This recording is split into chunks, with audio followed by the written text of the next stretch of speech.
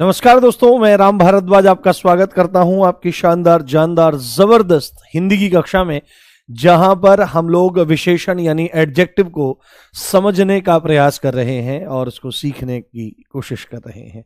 आपका स्वागत है, आपका वंदन है, आपका अभिनंदन है और आशा कर रहा हूं आपका दिन आज बहुत अच्छा होगा और दिन की शुरुआत भी बहुत ही शानदार तरीके से हो रही होगी। गुड मॉर्निंग गाइस, जल्दी से आप लोग आ जाइए। फिर आज हम संख्यावाचक विशेषण से चीज़ों को शुरू करने वाले हैं और कोशिश करेंगे आज विशेषणों को पूरी तरह से समझ लिया जाए, जो बाकी के 3 भेद हैं।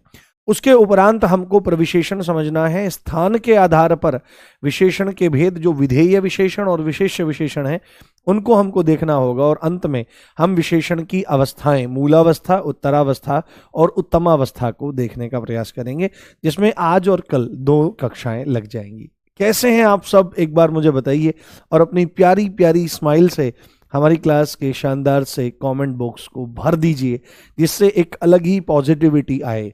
और वो स्माइल केवल और केवल कमेंट बॉक्स में नहीं रहनी चाहिए, वो आपके चेहरे पर भी होना चाहिए। क्या चाहे आप बहुत ही गंभीर व्यक्ति हैं, सालों में आप 2-4 बार ही हंसे हैं, पर आप प्रतिदिन मेरे साथ या मेरी कक्षा में जब भी एंटर हो तो एक प्यारी सी स्माइल आपके चेहरे पर हो और वो स्माइल कहती हो हम होंगे कामयाब, निश्चित रूप से।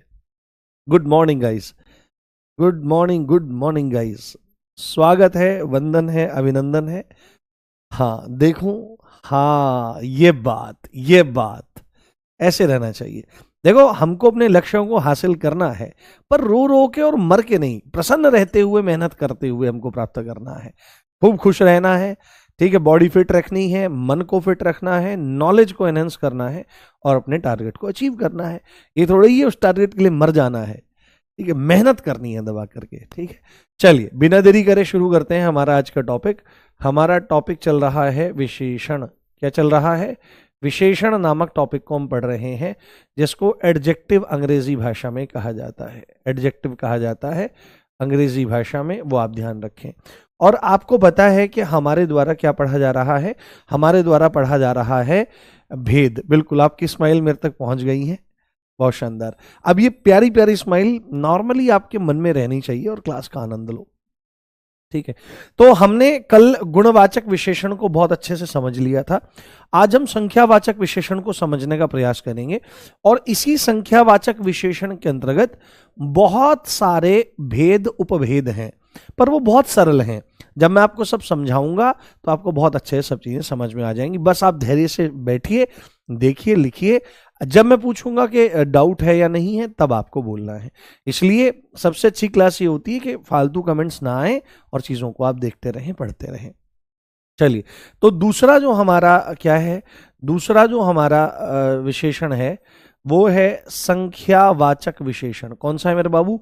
वो है हमारा संख्यावाचक विशेषण। संख्यावाचक विशेषण हमारा ये होता है। और संख्यावाचक विशेषण जैसा नाम से ही पता लग रहा है, नाम ही देखो, विशेषण का मतलब तो आपको पता है, जो विशेषता बताता है या जो बात करे किसी के बारे में, उसको विशेषण कहते हैं। परंतु आप यहां पर देख सकते हो, वाचक का मतलब क्या होता है? वाचक का मतलब होता है बताने वाला। वाचक का मतलब क्या होता है? बताने वाला होता है, बताने वाला। और संख्या का मतलब क्या होता है? संख्या का मतलब संख्या ही होता है। नंबर से इसका अर्थ आ रहा है, क्या आ रहा है? नंबर। यानी कि वे शब्द संख्यावाचक विशेषण, वे शब्द जो संख्या का बोध कराते हैं। वे शब्द जो संख्या यानी कि नंबर का बोध कराते हैं। किसका? नंबर का बोध कराते हैं, नंबर का बोध कराते हैं। वे शब्द जो संख्या या नंबर का बोध कराते हैं, क्या कहलाते हैं? संख्यावाचक विशेषण कहलाते हैं। जैसे मैं आपको थोड़ी सी चीजें बताने की कोशिश करता हूं तो आपको पता होना चाहिए। जैसे मैं यहां पर लिख रहा हूं, मैंने यहां पर लिखा आपका लड़के, मैंने यहां पर लिखा लड़के, मैंने यहां पर लिखा आपके हाथी, मैंने यहां पर क्या लिखा? हाथी, मैंने यहां पर क्या लिखा? आपका हाथी। जैसे मैं यहां पर लिख रहा हूं लड्डू, ठीक है, लड्डू। और भाई साहब, लड्डू वड्डू की बात ना हो तो क्या फायदा? समोसे, ठीक है, समोसे। उसके बाद मैं यहां पर लिख रहा हूं आपका कपड़े, है ना, कपड़े, कपड़े मैं यहां पर लिख रहा हूं। उसके बाद मैं यहां पर लिख रहा हूं पेड़। तो आप यहां पर देख सकते हो, हमको बताइए सारे के सारे क्या हैं, ये सब के सब आपके संज्ञा हैं, यानी कि ये विशेष्य हैं। इनके बारे में हम कुछ बात करेंगे। तो विशेष्य के बारे में कितने तरह की बातें हो सकती हैं, किसी भी संज्ञा सर्वनाम के बारे में कितनी तरह की बातें हो सकती हैं। तो पहली बात तो उनके गुण दोष बताए जा सकते हैं, उनका रंग बताया जा सकता है, उनका आकार बताया जा सकता है, उनका स्थान बताया जा सकता है। ये तो हमने कहां पर देख लिया था, गुणवाचक में। बट संख्यावाचक में हम उनकी गिनती के बारे में भी तो बात कर सकते हैं। तो उनकी गिनती के बारे में, जैसे भाई कितने लड़के हैं, भाई 10 लड़के हैं, ठीक है। हाथी कितने हैं, भाई 5 हाथी हैं। कितने हैं, 5 हाथी हैं। या लड्डू कितने हैं भाई इसमें आप लिखो, इसमें आप लिख सकते हो कि ढेर सारे। इसमें आपने लिखा ढेर सारे, आपने शब्द लिखा ढेर सारे, ढेर सारे। जैसे आपने समोसे, भाई भूख लग रही है समोसे लेते आना, तो भाई कितने समोसे लेके आना, भाई गिन ले कितने हैं, 1 2 3 4 5 6 7 8। तो भाई 10 लिए, इनको 2 क्यों फालतू, एक एक तेरा मेरा एक्स्ट्रा। तो भाई कितने, 10 समोसे। पर मैं यहां पर लिख देता हूं 12 समोसे। जैसे मैं यहां पर लिख देता हूं कपड़े, तो भाई जो कपड़े धोने वाला है, ए कपड़े धोने वाले, हमारे कपड़े ध्यान से रखना। तो मेम साहब कितने हैं, 15 कपड़े हैं पूरे मिलाकर के। कितने, 15 कपड़े हैं। कितने, 15 कपड़े हैं। और पेड़ कितने हैं, तो बोला कि भाई 2 पेड़ खड़े हैं। कितने, 2 पेड़ खड़े हैं या 1 पेड़ खड़ा है। तो आप यहां पर देखने का प्रयास करो, यहां पर 10 लड़के, 5 हाथी, लड्डू ढेर सारे। लड्डू कितने, ढेर सारे, ढेर सारे। समोसे कितने, 12। कपड़े कितने, 15। कपड़े कितने, 15। कपड़े कितने हैं, 15। और पेड़ कितने हैं, 2। तो यहां पर ये 10, 5, ढेर सारे, 12, 15 और 2, ये सब के सब एक संख्या की तरफ इशारा कर रहे हैं। नो मैटर व्हाट, यानी कि यहां पर कोई ऐसा कारण नहीं है कि उससे हमको निश्चित संख्या का पता लगता है या अनिश्चित संख्या का पता लगता है। यहां पर आप देख सकते हो 10 है, 5 है, 12 है, 15 है, 2 है। तो एक फिक्स नंबर का आपको पता लग रहा है। और जहां पर एक फिक्स नंबर का पता चलता है, वहां पर संख्यावाचक विशेषण के अंतर्गत निश्चित संख्यावाचक विशेषण होता है। फिक्स का मतलब निश्चित। और जैसे यहां पर लिखा है ढेर सारे, या कई लिखा है, या बहुत लिखा है, या थोड़े लिखा है, या ज्यादा लिखा है, इस तरह से चीजें लिखी हुई हैं, तो हमको संख्या के बारे में एक गोल गोल आइडिया हो रहा है, पर एक फिक्स आइडिया हमको नहीं हो रहा है। इसलिए चीजें इनडेफिनिट हैं, अनिश्चित हैं। तो अनिश्चित संख्यावाचक में आपका चला जाता है। तो यहां पर आप देख सकते हो वे शब्द जो संख्या का बोध कराते हैं, और ये आपके उदाहरण हैं। तो अगर आप यहां पर कहना चाहो कि 10, 5 और ढेर सारे, जैसे ये है कि 10 जो है आपका, ये आपका 10 है, ये 5 है, और ढेर सारे हैं, ये ढेर सारे। ये जो हमने तीनों चीजें यहां पर ये लिखी हुई हैं हमारी, ये क्या है, ये हमारे संख्यावाचक विशेषण है। ये क्या है मेरे बाबू, ये हमारे संख्यावाचक विशेषण है। ये हमारे संख्यावाचक विशेषण है। और यहां पर ये आपका समोसे, आपके 15 और 2, ये अगेन आपके क्या हो जाएंगे, ये भी आपके संख्यावाचक विशेषण हो जाएंगे। तो इतनी बात हमने जान ली। अब संख्यावाचक विशेषण के बारे में मूल बात समझने के बाद अब हमको इसके भेदों की तरफ चलना है, जिसमें सबसे पहले भेद कौन सा आ जाता है, जिसमें सबसे पहले भेद आ जाता है आपका निश्चित संख्यावाचक विशेषण। बहुत ध्यान से समझना है, एक एक चीज बहुत अच्छे से समझाऊंगा मैं आपको। निश्चित संख्यावाचक विशेषण कौन सा, निश्चित संख्यावाचक विशेषण, निश्चित संख्यावाचक, निश्चित संख्यावाचक विशेषण, निश्चित संख्यावाचक विशेषण। तो संख्या का मतलब तो एक नंबर से है, नंबर का पता लगेगा। और जब हमने उसके सामने निश्चित को लिख दिया है, निश्चित का मतलब पक्का, पक्का। जैसे पूछते हैं भाई कितने आदमी है वहां पर, भाई 10 आदमी है, भाई पक्का, हाँ भाई पक्का। तो 10 आदमी, 10 आदमी आपने कहा, तो आपने एक फिक्स नंबर की बात करी। तो निश्चित संख्यावाचक विशेषण किसको कहा जाता है, कि जहां एक निश्चित, जहां एक निश्चित, निश्चित यानी कि फिक्स, निश्चित मतलब फिक्स, जहां एक निश्चित यानी कि फिक्स संख्या का पता चलता है, संख्या का पता चलता है, संख्या का पता चलता है, जहां एक निश्चित संख्या का पता चलता है, वहां पर कौन सा होता है, वहां पर निश्चित संख्यावाचक विशेषण आपका रहता है। जैसे आप इसमें उदाहरण के तौर पर बहुत सारी चीजें लिख सकते हो, उदाहरण के तौर पर इसकी बहुत सारी चीजें लिख सकते हो, हालांकि आगे उदाहरण ही उदाहरण आएंगे इसके। जैसे आपने लिख दिया 1, जैसे आपने लिख दिया 10, जैसे आपने लिख दिया दोनों, जैसे आपने लिख दिया 2 गुना, जैसे आपने लिख दिया प्रत्येक, जैसे आपने लिख दिया प्रत्येक, जैसे आपने लिख दिया आपका 1.5, 1.5, 1.5 आदि आदि।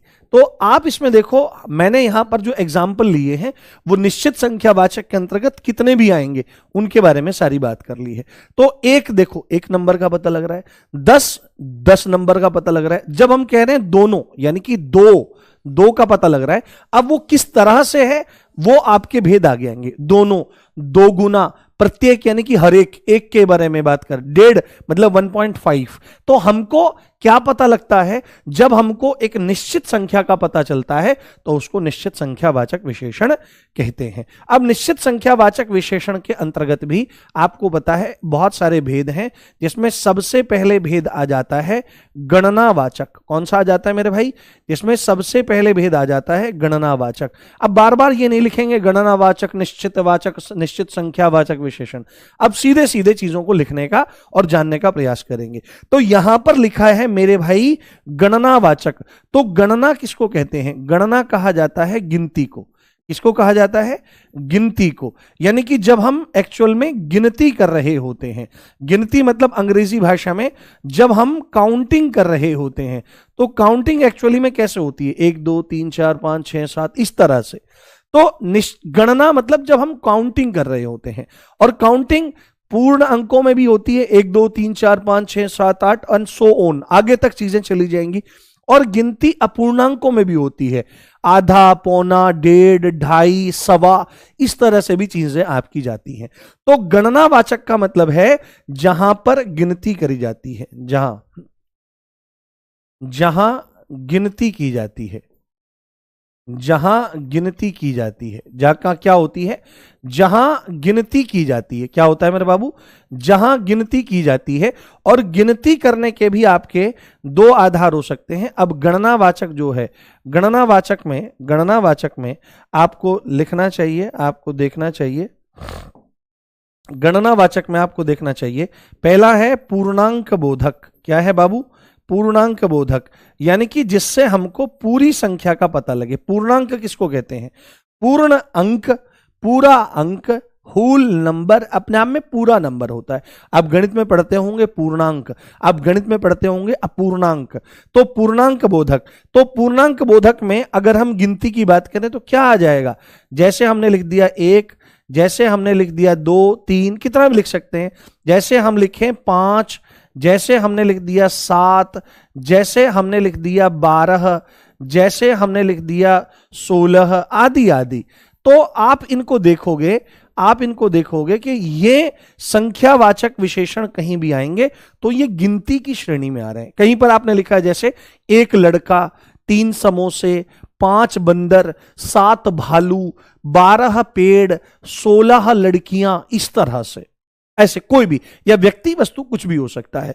तो जब आप गिनती कर रहे हो और गिनती भी पूर्ण अंकों के माध्यम से, तो 1 अपने आप में पूरा है कि नहीं, 3 अपने आप में पूरा है कि नहीं, 5 अपने आप में पूरा है कि नहीं, 7 अपने आप में पूरा है कि नहीं, ऐसे ही 12 और ऐसे ही 16।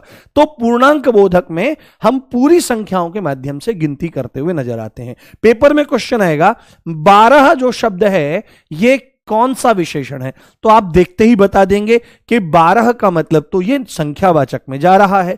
पर ये बहुत सरल प्रश्न है, अगर इससे भी थोड़ा टफ करने की कोशिश करेगा कि 12 बताओ कौन सा विशेषण है, वहां पर ऑप्शन रहेगा निश्चित संख्यावाचक या अनिश्चित संख्यावाचक।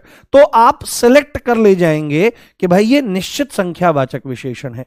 अब वो और टिपिकल अगर क्वेश्चन को बनाना चाहता है कि 12 बताओ कौन सा विशेषण है, तो उसमें वो दे देगा गणनावाचक, उसमें वो दे देगा क्रमवाचक, आवृत्तिवाचक, समुदायवाचक। तो आपको छांटना पड़ेगा कि 12 तो भाई एक पूर्णांक है, गिनती है, और वो गणनावाचक के अंतर्गत जाता है, देन आप किसको लगा देंगे, गणनावाचक को लगा देंगे। इस तरह से तो क्वेश्चन के लेवल जो हैं वो इजी टू हार्ड कैसे जाते हैं, इस तरह से आपको चीजें समझनी चाहिए। तो पूर्णांक बोधक आ गया, हम पूरे अंक की बात कर रहे हैं। पूर्णांक बोधक यानी पूरा अंक, पूर्णांक बोधक मतलब पूरा अंक, पूर्णांक बोधक मतलब पूरा अंक, और ये सब के सब इसके उदाहरण हैं। उसके बाद अगर हम यहां पर लिखें अपूर्णांक बोधक, क्या लिखें मेरे बाबू, हमारे द्वारा यहां पर लिखा जा रहा है अपूर्णांक बोधक, अपूर्णांक बोधक। तो अपूर्णांक शब्द को देखो, अपूर्णांक शब्द को देखने का प्रयास करो। हिंदी में केवल यह जानने का कोशिश मत करो कि भाई यही टॉपिक पढ़ना है या यही ना, अपनी नॉलेज को वास्ट करो। जितना ज्यादा आप मेहनत कर सकते हो, जितना ज्यादा सीखने की कोशिश कर सकते हो, मजा आएगा और पेपर में बल्ले बल्ले। तो देखो यहां पर एक चीज समझो, हमने ये वाला तो हमारा पुराना ही है पूर्णांक बोधक, इसमें केवल ये अ जुड़ा है, और बाबूजी ये अ क्या होता है, ये अ उपसर्ग होता है लाला, और इस उपसर्ग का मतलब नहीं की श्रेणी में आता है। किसकी श्रेणी में, नहीं या नो की सेंस में, नेगेटिव सेंस में हमेशा अ उपसर्ग का प्रयोग होता है। तो पूर्णांक बोधक यानी कि पूरे अंक का बोध करवाने वाला, और अपूर्णांक बोधक तो अ मतलब नहीं है, पूर्णांक मतलब पूरा अंक। तो सीधी सीधी हम बात करें यहां पर, अपूर्णांक बोधक का मतलब होता है अधूरा अंक।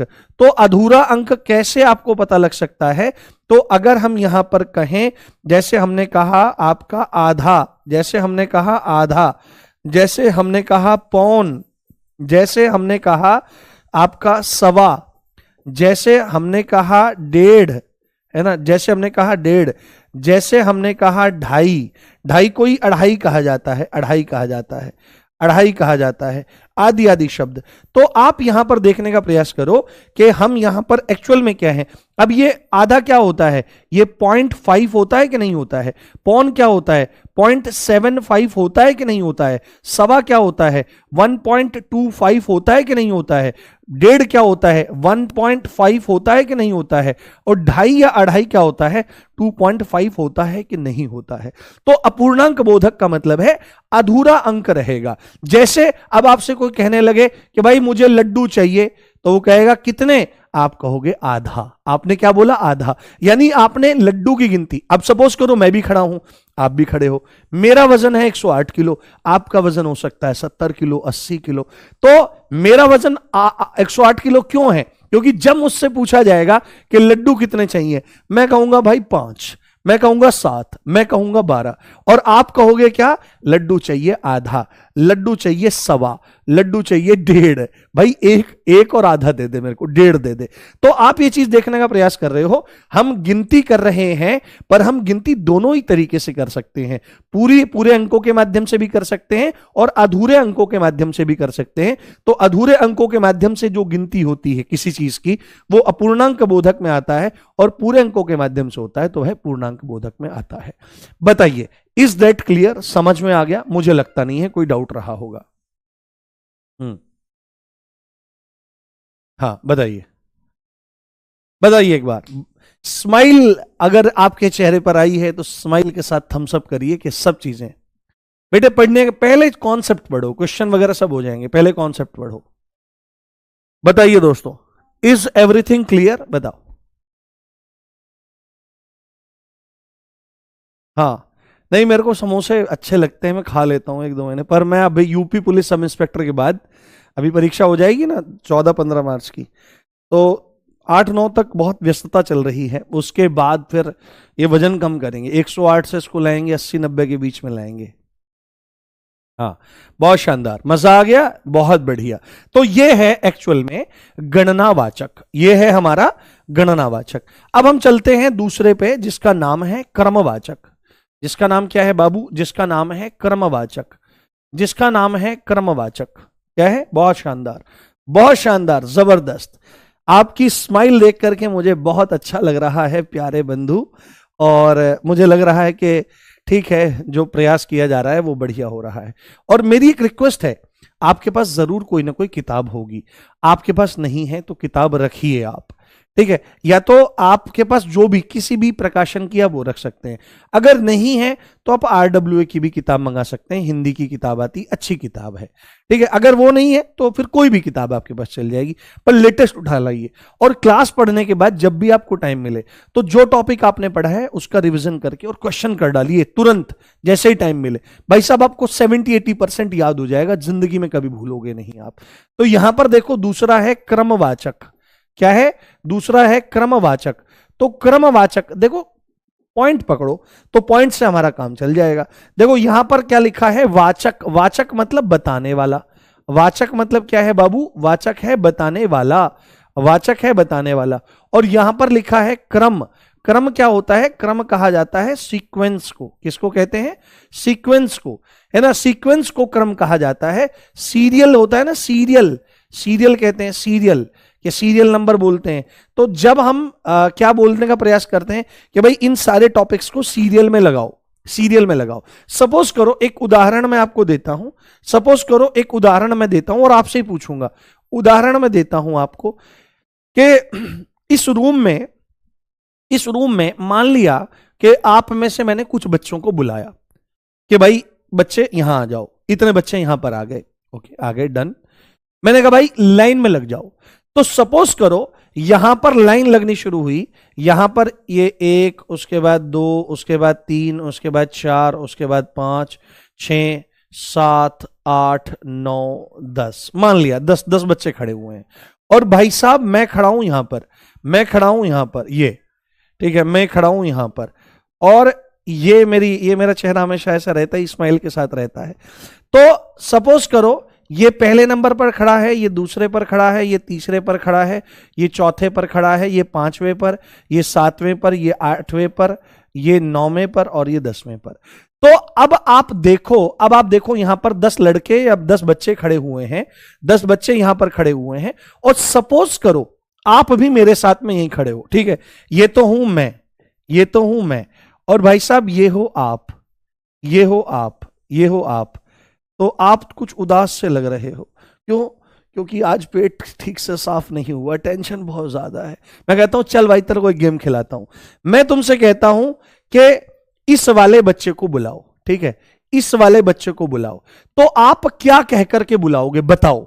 अगर मैं आपसे कह रहा हूं कि भाई इस बच्चे को बुलाओ, इस बच्चे को, मैंने कहा इस बच्चे को बुलाओ, तो आप इस बच्चे को क्या कह करके बुलाओगे ये बता दो मुझे। आप लगाओ दिमाग, आंसर चाहिए मुझे आंसर चाहिए। मैं आपसे जानना चाहता हूं, अगर आप इस बच्चे को और इसका नाम नहीं जानते हो आप, तो आप इसको क्या कह करके बुलाओगे?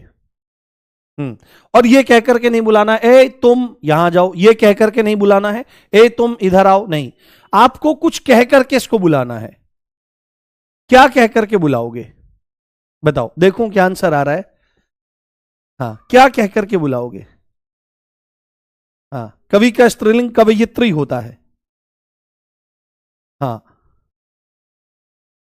आंसर नहीं आया अभी आपका, बताओ। हाँ, बहुत, क्या बोला आपने? बोला छठा नंबर यहां पर आ जाए, छठा नंबर। आपने क्या बोला? आपने बोला छठा लड़का यहां पर आ जाए। अगर मैं कहूंगा आपको कि इसको बुलाओ, तो आप क्या करोगे?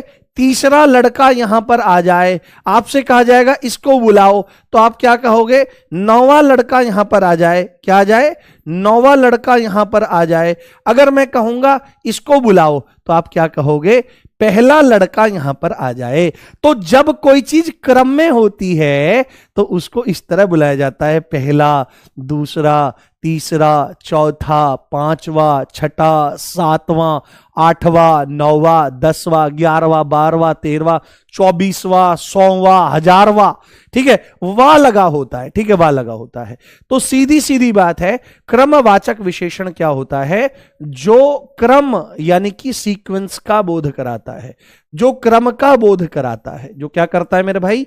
जो क्रम का बोध कराता है, उसको क्या कहते हैं? उसको हम कहते हैं क्रमवाचक विशेषण। तो हमने, अब आप नोटिस करो, ये संख्यावाचक के अंतर्गत ही जा रहा है, पर संख्यावाचक के अंतर्गत भी हमने एक सीक्वेंस को दिखाने का प्रयास किया, एक क्रम को दिखाने का प्रयास किया, पहला, दूसरा, 7वां, 10वां आदि आदि। Is that clear? बताओ, समझ में आई बात? समझ में आई बात? बहुत बढ़िया, बहुत बढ़िया मेरे सारे बच्चों ने। हाँ, छठवां नंबर यहां आ जाओ, या शब्द बोलेंगे छठा लड़का यहां आ जाओ। कौन सा? अब आपने क्या बोला होगा यहां पर? अब छठा है तो छठा के साथ में आपने क्या बोला होगा? छठा लड़का।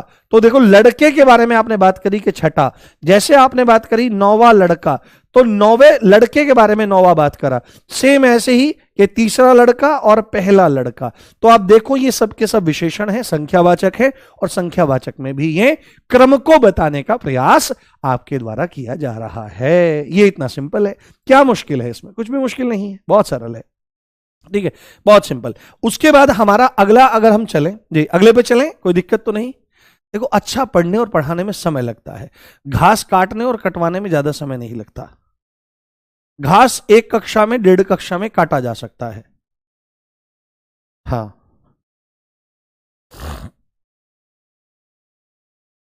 हाँ, कुछ जो चीजें हैं वो एडिशनल हैं, वो जब हम प्रैक्टिस सेट वगैरह करेंगे तब उसमें चीजें आपकी आ जाएंगी, कोई दिक्कत वाली बात नहीं है। ठीक है, अभी अभी हम बेसिक्स से एडवांस की तरफ चीजों को लेकर चल रहे हैं। सारी चीजें कभी भी क्लास में कंप्लीट नहीं होती हैं, कुछ चीजें क्वेश्चन के माध्यम से ही पूरी होती है। अब तीसरे नंबर पर जो हम लिख रहे हैं मेरे भाई, वो है आवृत्ति। क्या है? आवृत्ति, है ना? आवृत्ति, ये क्या है? आवृत्तिवाचक। तीसरे नंबर पर हम लिख रहे हैं आवृत्तिवाचक। कौन सा लिख रहे हैं बाबू? आवृत्तिवाचक हमारे द्वारा लिखा जा रहा है। अब आवृत्ति वाचक का मतलब क्या होता है? वाचक का मतलब होता है बताने वाला। ये तो मैं आपको बता ही रहा हूं कई बार से, बताने वाला। और आवृत्ति का क्या मतलब होता है? आवृत्ति का मतलब होता है रिपीट होना। क्या होना? रिपीट होना। रिपीटेशन को आवृत्ति कहा जाता है। आपने आपने देखा होगा कि कौन सा ऐसा अलंकार है, मुझे बताइए, कौन सा ऐसा अलंकार है जहां पर रिपीटेशन होता है, जहां पर आवृत्ति होती है? कुछ लगाओ दिमाग। हाँ, क्रिस्टल क्लियर, बहुत बढ़िया।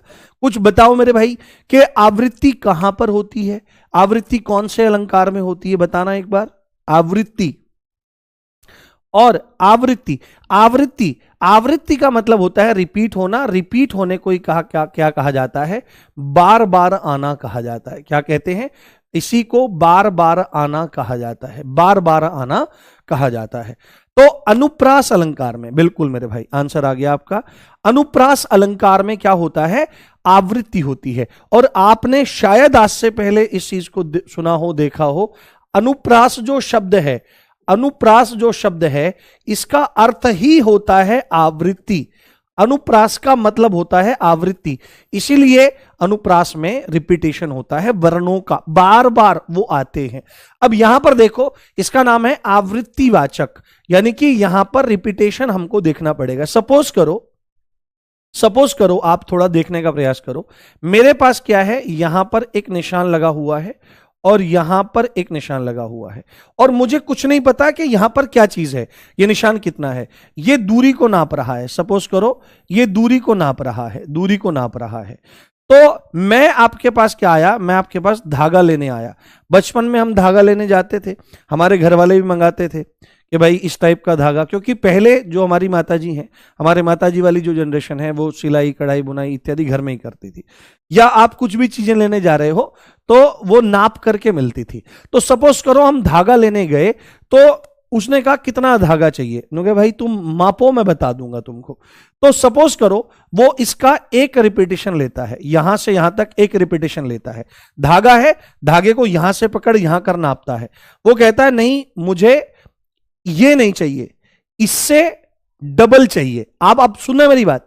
अब दुकान वाले ने धागा यहां से लेकर के यहां तक नाप दिया। उसने पूछा क्या तुमको इतना चाहिए?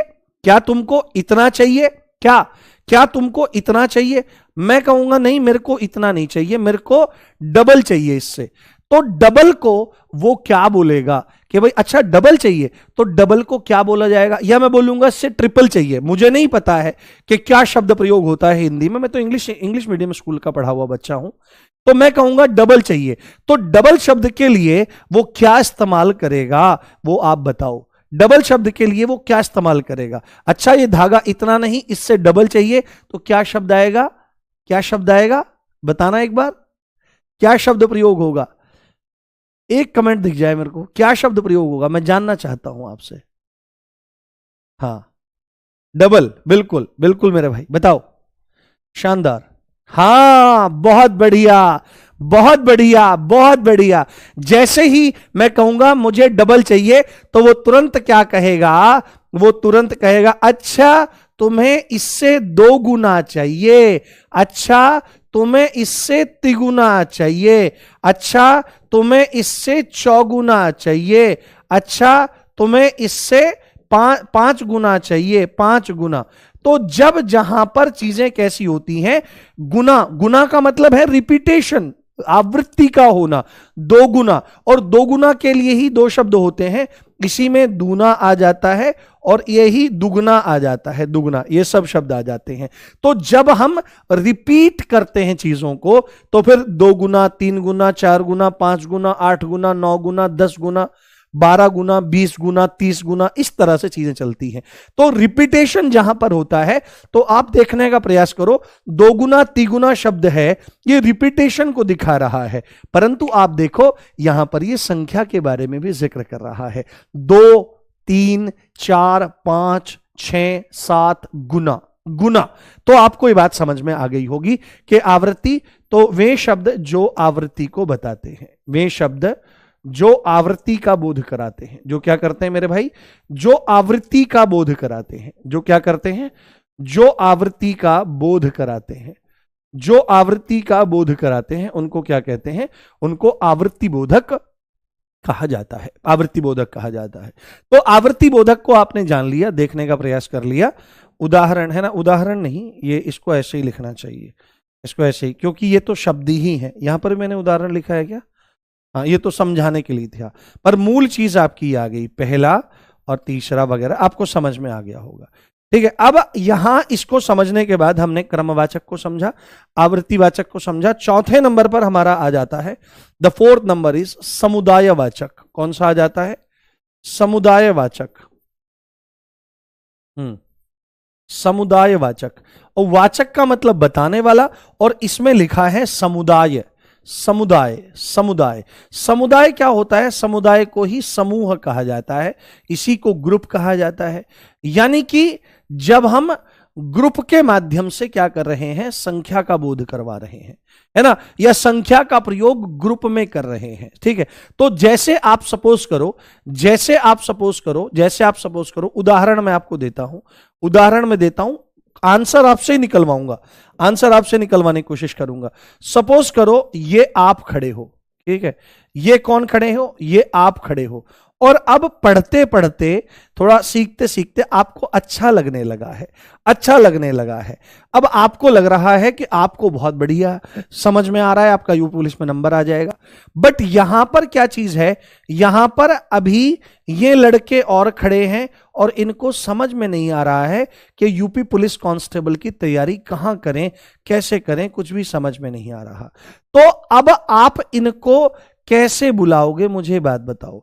जैसे आपको इनका नाम नहीं पता, तो ये क्या है भाई, एक से ज्यादा हैं तो लड़के हैं, तो तुम इनको क्या कहोगे। जैसे मैं एक उदाहरण यहां पर लिख देता हूं कि तुम, हाँ, डैश लड़के यहां आओ, तुम डैश लड़के यहां आओ, मैं तुम्हें बताऊंगा।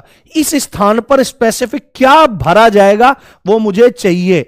आपके पास ये सामने 2 लड़के खड़े हुए हैं और तुम इनको अपने पास बुलाना चाहते हो, तो इसके और बताना चाहते हो कि पुलिस कांस्टेबल की तैयारी कहां करें, तो तुम डैश लड़के यहां आओ, क्या लिखा जाएगा, क्या लिखा जाएगा, क्या क्या कह करके बुलाओगे इनको, क्या कह करके बुलाओगे इनको। हाँ, दिखा नहीं मुझे अभी तक कमेंट। हाँ, यस यस यस, बिल्कुल, तुम दोनों यहां आओ। क्या बोला हमने, तुम दोनों यहां आओ। सपोज करो यहां पे क्या होता, यहां पे 2 की जगह 3 खड़े होते, तो तुम तीनों यहां आओ। अगर 3 की जगह 5 होते तो तुम पांचों यहां आओ। तुम ये 6 होते तो तुम 6 यहां आओ। तुम 7 यहां आओ। तुम 10 यहां आओ, 10। तो आप देखने का प्रयास कर रहे हो कि हम क्या कर रहे हैं, ये समुदायवाचक में तो हमने लिखा यहां पर दोनों, हमने यहां पर लिखा तीनों, हमने यहां पर लिखा सातों, हमने यहां पर लिखा दसों, ऐसे ऐसे तमाम शब्द आपके आ जाएंगे। तो अब आप क्या काम कर रहे हो, जब संख्या के माध्यम से हम ग्रुप का इशारा करें, ग्रुप की तरफ इशारा करें, तब हमारा समुदायवाचक हो जाएगा। तो वे शब्द जो संख्या के माध्यम से समुदाय का परिचय दें, संख्या के माध्यम से समुदाय का बोध करवाएं, समुदाय का बोध कराएं, संख्या के माध्यम से समुदाय का बोध कराएं, उनको समुदाय बोधक कहा जाता है। बताओ, समझ में आ गया? कोई डाउट तो नहीं चल रहा होगा ना मेरे भाई? हाँ, कोई डाउट तो नहीं चल रहा होगा, एकदम हर चीज क्लियर हो रही होगी, क्रिस्टल क्लियर जा रही होगी। बताओ, अब मैं जानना चाहता हूं, और अंतिम इसके बाद मैं बताऊंगा प्रत्येक बोधक। क्या बताऊंगा? प्रत्येक बोधक। हाँ, अब मैं जानना चाहता हूं, इज एवरीथिंग क्लियर? फिर उसके बाद प्रत्येक बोधक के बाद हम परिमाणवाचक में जाएंगे। बताओ मेरे भाई, सब समझ में आ रहा है? कोई दिक्कत तो नहीं, कोई समस्या तो नहीं? कोई दिक्कत हो तो बताओ मुझे।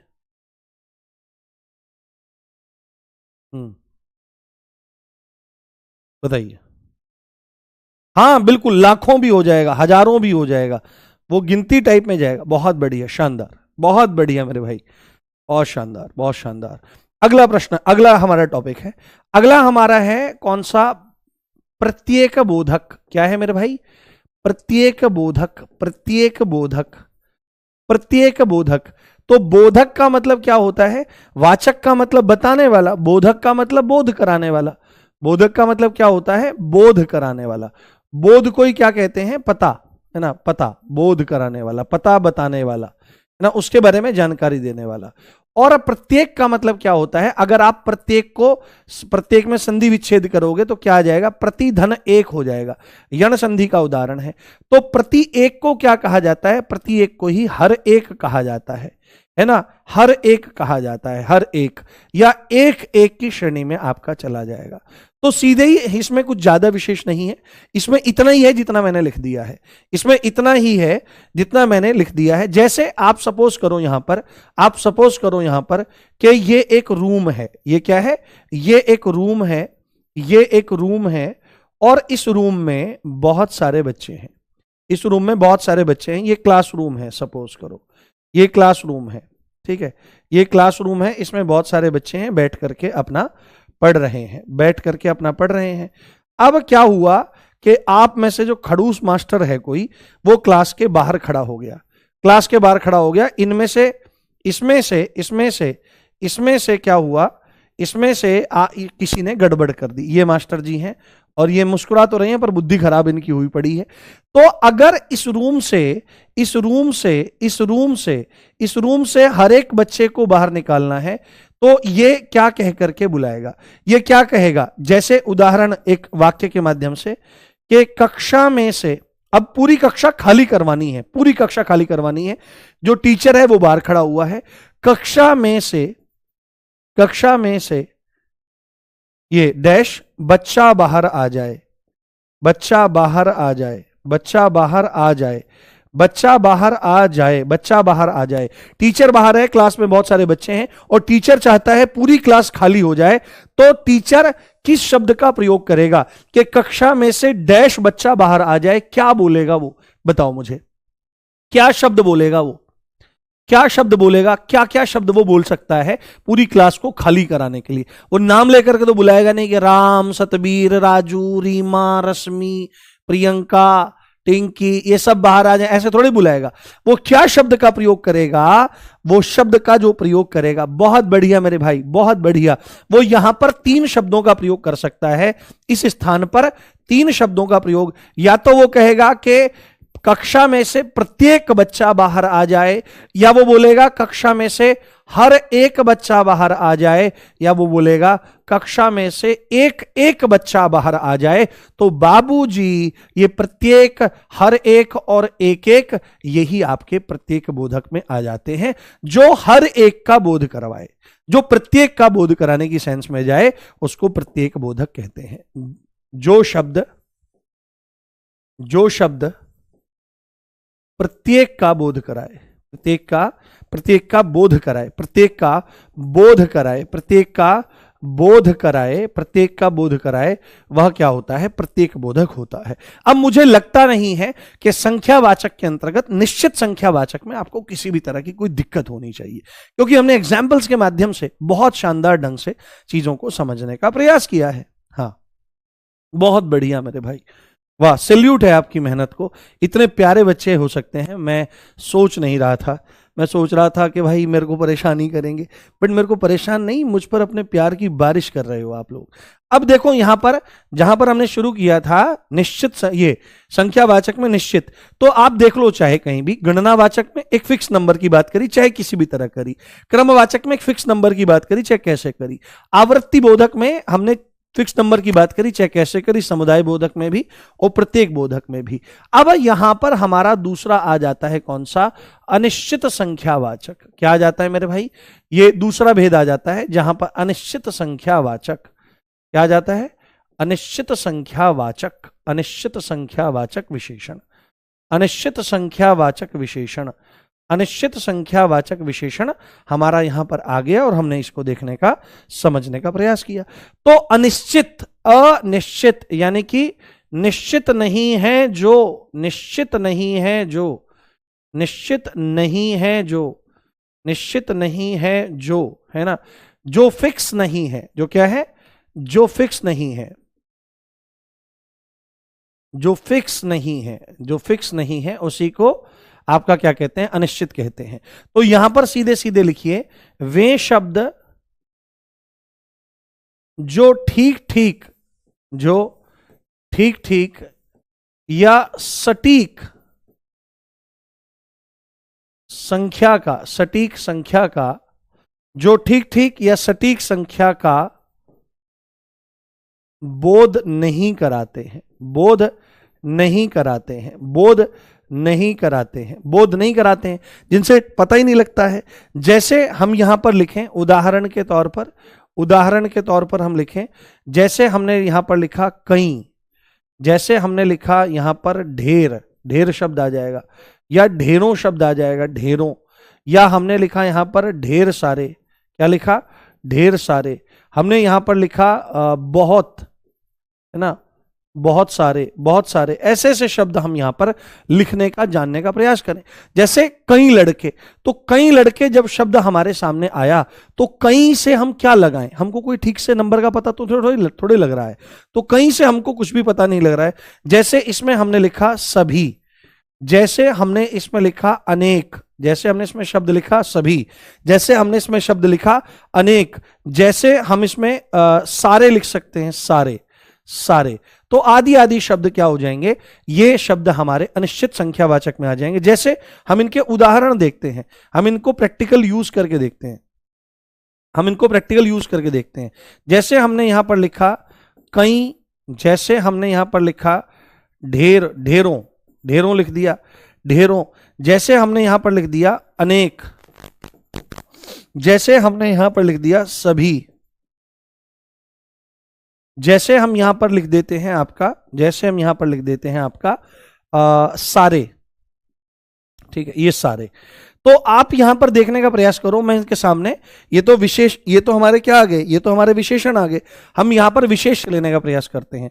जैसे हमने यहां पर लिखा कई लड़के, जैसे हमने इसमें लिखा यहां पर ढेरों, ढेरों, ढेरों टीवी, ढेरों मोबाइल लिख लो, ढेरों मोबाइल, ढेरों मोबाइल वहां पर रखे थे, ढेरों मोबाइल, ढेर, ठीक है। अनेक पुस्तकें, अनेक पुस्तकें, ठीक है, अनेक पुस्तकें। सभी आदमी, सभी आदमी, सभी आदमी, और सारे सारे मंत्री, जैसे हमने लिख दिया यहां पर सारे मंत्री, सारे मंत्री। तो आप यहां पर देखने का प्रयास करो, आप यहां पर समझने का प्रयास करो। लड़के हैं कई, तो कई में तो कितने भी हो सकते हैं भाई, 5 भी हो सकते हैं, 10 भी हो सकते हैं, 20 भी हो सकते हैं, 50 भी हो सकते हैं, कितने भी हो सकते हैं कई में। उसके बाद मोबाइल ढेरों, तो जब ढेरों कहा जा रहा है तो एक फिक्स नंबर का पता नहीं लग रहा है कि 1 है, 2 है, 10 है, कितना कुछ नहीं पता लग रहा। पुस्तकें जब लिख रहे हैं हम अनेक, अनेकों शब्द कभी यूज नहीं होता है, अनेक अपने आप में बहुवचन होता है। अन एक, अन मतलब नहीं, एक मतलब एक, तो एक से ज्यादा जो है। उसके बाद आदमी कितने, सभी, तो सभी तो कितने भी हो सकते हैं भाई, सभी में कुछ पक्का पता नहीं लग रहा है कि कितने आदमी हैं। और मंत्री सारे, तो भाई कितने मंत्री थे पता ही नहीं। तो आप यहां पर देखने का प्रयास करोगे कि ये जो लिखे हुए हैं कई, ढेर, ढेरों, ढेर सारे, बहुत सारे, सभी, अनेक, सारे, ये शब्द आपके कैसे हैं, ये संख्या के बारे में तो एक इशारा करते हैं, पर अनिश्चित संख्या के बारे में इनके द्वारा इशारा किया जाता है। हाँ बताइए। हम्म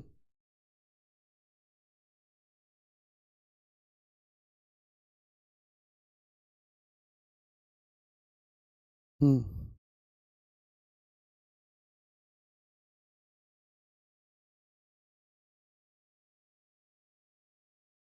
बहुत बढ़िया।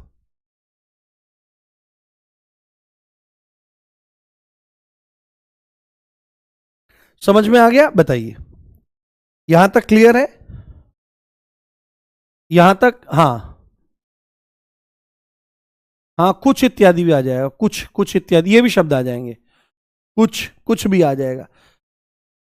कुछ वैसे शब्द जो होता है, कुछ जो शब्द होता है, कुछ शब्द का प्रयोग, ये हम प्रयोग तो कर लेते हैं कि कुछ छात्र हैं, वो प्रयोग हो सकता है, पर कुछ जो शब्द होता है वो अधिकतर कहां पर जाता है, वो अधिकतर जाता है आपके अनिश्चित अनिश्चित सर्वनाम में जाता है। हाँ, अनिश्चयवाचक सर्वनाम में आपका चला जाता है। ठीक है, चलिए, बहुत बढ़िया, क्लियर, आगे बढ़ते हैं। तो हमने यहां पर इसको देखने का प्रयास कर लिया है। उसके बाद हम यहां पर देखेंगे तीसरे नंबर पर कौन सा आ जाता है। तीसरे नंबर पर हमारा आ जाता है परिमाणवाचक। कौन सा आ जाता है मेरे भाई? हमारा यहां पर आ जाता है परिमाणवाचक, परिमाणवाचक विशेषण, परिमाणवाचक विशेषण आ जाता है। परिमाण, तो परिमाण, देखो वाचक का मतलब भी आपको पता है और आपको विशेषण का मतलब भी पता है, और एक्चुअल में आपको परिमाण का मतलब भी पता है। परिमाण होता है क्वांटिटी, है ना, परिमाण होता है क्वांटिटी, और क्वांटिटी को ही क्या कहते हैं मेरे भाई? मात्रा कहा जाता है। मात्रा मतलब कि मापतौल संबंधी, इसका मतलब क्या हो जाएगा? मापतौल संबंधी, मापतौल, मापतौल संबंधी, मापतौल संबंधी, जो मापतौल से रिलेटेड चीजें होती हैं उन्हीं, वो ही परिमाण से रिलेटेड बातें होती। मापतौल मतलब परिमाण, मापतौल मतलब कि मात्रा। इस चीज को आप ध्यान रखें, इस चीज को आप समझने का प्रयास करें। तो परिमाण, हमको परिमाण की जरूरत क्यों पड़ गई? हमको परिमाण की जरूरत क्यों पड़ गई? तो परिमाण की जरूरत हमको इसलिए पड़ गई क्योंकि हम सभी चीजों को गिन नहीं सकते हैं। ठीक है, अगर हम हर चीजों को गिन सकते तो हमको एक संख्या की ही जरूरत पड़ती, बट बहुत सारी चीजें ऐसी हैं जिनको हम गिन नहीं सकते। जैसे कपड़ा है, तो आप ये थोड़ी कहोगे जाकर के कि भाई दुकान पे गए आप, अब देखो कपड़ा अगर बना हुआ है, जैसे ये शर्ट है, ये हम गिन रहे हैं, जैसे हम वहां पर भी गिन के आए हैं, पर कपड़े की गिनती भी हो सकती है, और कपड़ा जब आप खरीदने जाओगे तब आपको उसकी अलग स्थिति में जाना पड़ेगा। अब आपको लगेगा सर ये कैसे? तो स्थिति डिसाइड करती है कि क्या चीज है क्या नहीं। अगर आप कपड़े के पीसेस की संख्या, जैसे ये एक शर्ट है, 2 पैंट हैं, ये ऐसे गिनती कर रहे हो, अलग अलग बना हुआ है, और वो कपड़ा नहीं है एक्चुअली में, वो क्या है? वो आपका पूरा का पूरा यूनिफॉर्म है, या आप उसको एक परिधान के रूप में ले सकते हो। तो ये क्या है? ये कपड़ा नहीं है, ये जो मैंने पहन रखा है ना, ये, इसको कह देते हैं हमने कपड़े पहन रखे हैं, पर एक्चुअली में कपड़ा नहीं है, ये जैकेट है, ये परिधान है, ये टी शर्ट है। तो जब आप इनको गिनते हो तो हम एक आम तौर की भाषा में कह देते हैं कि एक कपड़ा, 2 कपड़ा, नहीं, पर कपड़े का मतलब क्या होता है? जिससे आप परिधान को बनाते हैं, जिनसे आपके ये वेशभूषा तैयार होती है, उसको कपड़ा कहा जाता है। तो दुकान पर जाओगे तो ये थोड़े कहोगे एक कपड़ा दे दो, भाई एक का मतलब क्या है? हालांकि वो समझ तो जाएगा क्योंकि मीटर में ही मपते हैं। तो आप सीधे ही उससे कहोगे कि भाई एक कपड़ा दे दो, कहेगा भाई निकल ले यहां से, तुझे तो परिमाण का भी नहीं पता है। तो आप उसको जाते ही कहोगे कि 1 मीटर कपड़ा दे दो, वो समझ जाएगा, काट करके आपको दे देगा थान में से। दूसरी बात है, आप जाओगे डेयरी पर, आप कहोगे कि 1 दही दे दो, तो वो कहेगा भाई एक क्या, 1 पाव दे दूं, 1 किलो दे दूं, कितनी दही दे दूं? तो आपने देखा 1 पाव यानी कि 1 पाव पूरा क्या हो गया, एक मात्रा हो गई, एक परिमाण हो गया। 1 किलो, 1 किलो क्या हो गया, 1 किलो आपका एक मात्रा हो गई। तो आप एक दूध नहीं मांग सकते हो जाकर, एक दूध दे दो, एक चीनी दे दो, ऐसा नहीं कह सकते हो। आपको वहां पर क्या बताना पड़ेगा, आपको वहां पर बताना पड़ेगा, हाँ हाँ, आपको वहां पर एक परिमाण के बारे में, एक मात्रा के बारे में जिक्र करना पड़ेगा। और सीधी सीधी बात है, इसी यही जो चीज करेगी वही आपके परिमाण में चली जाएगी। गंभीरता से आप देखते रहें। मुझे बहुत अच्छा लगता है जब आपके कमेंट्स नहीं आते और आप गंभीरता से बैठ करके सुनते हैं। जब बिल्कुल लॉजिकल आपके आते हैं तो बात है। तो इसमें आप सीधे सीधे लिखिए और लिखने का प्रयास करिए कि वे शब्द जो माप तौल का बोध कराते हैं। क्या करते हैं, सीधे सीधे, क्योंकि अगर हम यहां पर लिख देंगे माप तौल वाली वस्तुओं का बोध कराते हैं, तो अगर मैं यहां पर यह लिख दूं कि वे शब्द जो माप तौल वाली वस्तुओं का बोध कराते हैं, तो परिभाषा क्या सेम रह जाएगी? क्या परिभाषा सेम रह जाएगी? बताओ हां के ना, इतना बोलो हां के ना। अगर मैं यहां पर लिख दूं कि वे शब्द जो माप तौल वाली वस्तुओं का बोध कराते हैं, तो क्या परिभाषा सेम रह जाएगी? सही होगी या नहीं होगी, हां या नहीं? बताओ।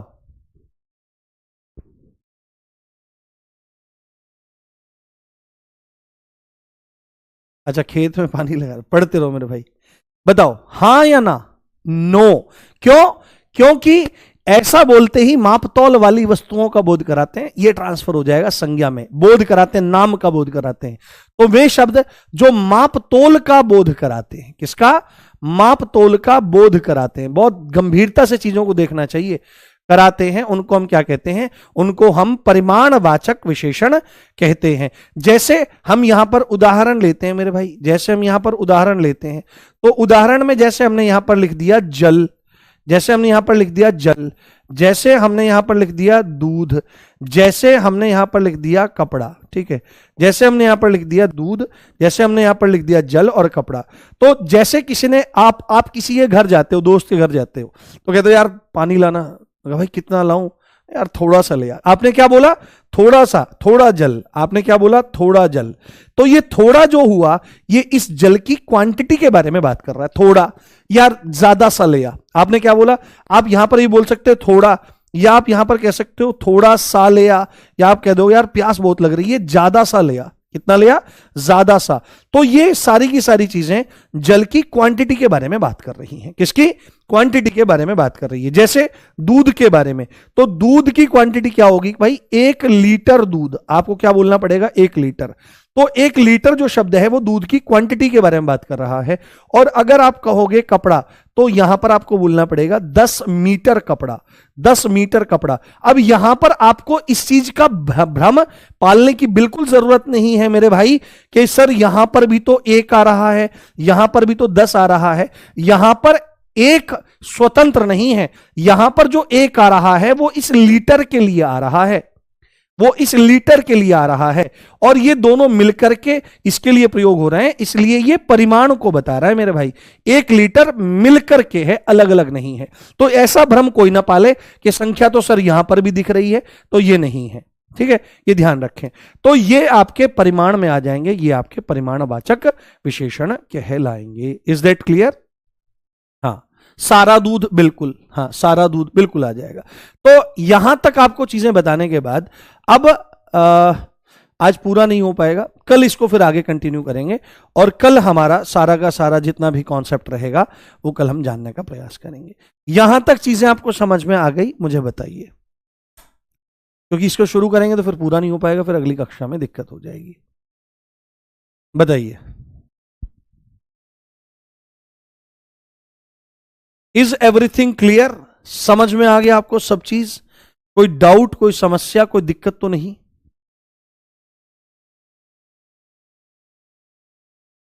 हम्म एक बार थम्स अप करो और फिर अगली कक्षा के लिए रेडी हो जाओ। 2-4 मिनट का आपको गैप भी मिल जाएगा।